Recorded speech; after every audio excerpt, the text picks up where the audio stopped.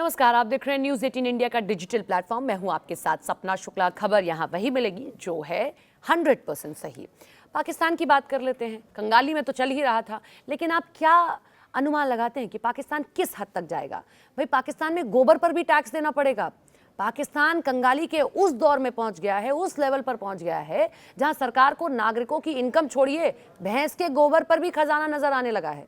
पाकिस्तान के सबसे बड़े प्रांत पंजाब की मरियम नवाज सरकार ने एक ऐसा हैरान करने वाला फैसला लिया है जिसे इतिहास का सबसे अजीबोगरीब टैक्स कहा जा रहा है। यहाँ की सरकार सुथरा पंजाब नाम से एक वसूली प्रोग्राम शुरू कर रही है, जिसमें भैंस के गोबर पर टैक्स लगाने का ऐलान कर दिया गया है।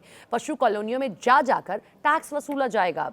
पंजाब सरकार के नए फरमान के मुताबिक प्रांत की सभी 168 पशु कॉलोनियों में पलने वाली हर भैंस के गोबर पर 30 रुपये हर दिन का शुल्क वसूला जाएगा। अब सरकार की ओर से प्रशासन ने इसके लिए बाकायदा लिस्ट तैयार कर ली है और लाहौर जैसी बड़ी मंडियों में इसे सख्ती से लागू करने की तैयारी है। सरकार का तर्क है कि इस कचरे को इकट्ठा करके उससे बायोगैस बनाई जाएगी, शहरों में सफाई व्यवस्था को बेहतर किया जाएगा। लेकिन हकीकत यह है कि जनता इसे ग्रीन इनिशिएटिव नहीं बल्कि सरकार के कंगाली टैक्स मान रही है। पाकिस्तान के किसानों पर भारी गोबर टैक्स। पाकिस्तान के डेयरी मालिक और गरीब किसान पहले से ही आसमान छूती महंगाई से परेशान हैं। चारे की कीमतें बढ़ रही हैं और बिजली की भारी किल्लत से जूझ रहे हैं। ऐसे में गोबर टैक्स उनके लिए कोड़ में खाद जैसा हो साबित हो रहा है। विशेषज्ञों का कहना है कि सरकार अपनी फिजूल खर्ची कम करने या अर्थव्यवस्था में सुधार करने की बजाय अब उन लोगों को निशाना बना रही है जो पहले से ही 2 वक्त की रोटी के लिए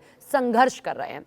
विपक्ष ने आरोप लगाया वहां की कि एक तरफ पाकिस्तान के नेता और ब्यूरोक्रेट्स करोड़ों की लग्जरी गाड़ियों में घूम रहे हैं, विदेशी दौरों पर हैं, मोटी तनख्वाह उठा रहे हैं। वहीं दूसरी तरफ गरीब किसानों को अपनी भैंस के आउटपुट तक का हिसाब सरकार को देना पड़ रहा है। दिवालियेपन में पाकिस्तान की नीचता दिखाई दी है। विपक्ष ने इस टैक्स को मरियम नवाज सरकार की शर्मनाक हरकत बताया है। उन्होंने कहा कि ये इस बात का सबूत है कि पंजाब प्रांत के पास अब राजस्व जुटाने का कोई वास्तविक जरिया नहीं बचा है। सालों के भ्रष्टाचार, भारी कर्ज ने सिस्टम को इतना खोखला कर दिया है वहां कि अब दौलत पैदा करने की बजाय सरकार गंदगी पर टैक्स लगा रही है। अगर एक सरकार को 30 रुपये रोज के लिए भैंस का गोबर अपना नापना पड़ रहा हो तो समझ जाइए कि देश की अर्थव्यवस्था किस गर्त में पहुंच चुकी है। लेकिन वो देश है कि मध्यस्थता कराने चला है, जिस देश की अपनी हालत इतनी बुरी हो चली है, इसको गोबर में भी खजाना नजर आने लगा है। सोचिए वर्ल्ड ऑर्डर में उस देश की क्या स्थिति होगी। और ये शायद सब कुछ इसीलिए कि इस देश ने विकास से ज्यादा